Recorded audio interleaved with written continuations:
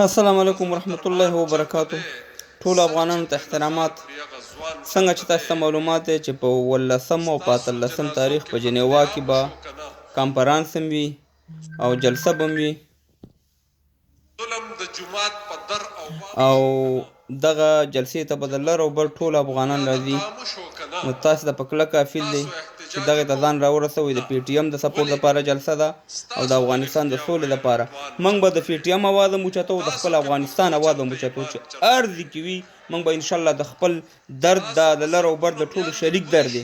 نو تاسو ته په کلکه دا اپیل دا دی چې دغې ته راشئ. 18 او 18 تاریخ ته کانفرانس هم دی او جلسه یعنې لاریون دی. نو ټول دا ملګري هم ځان سره راوستئ، خپل هم راشئ او ګورئ دا پی ټي ایم دی چې نن د پنجاب په رګونو کې ننوتی. نن پنجابیان لایب ته راځي، نن پنجابیان په لایب خبرې کوي، د پاکستان د پوځ خلاف غږیږي، نن کشمیریان د پاکستان د پوځ خلاف غږیږي.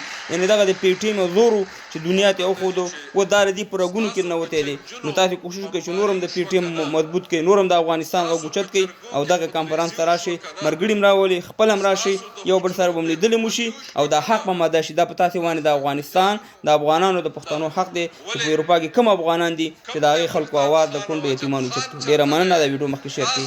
سترګې په لاره به وي، تاسې راځئ.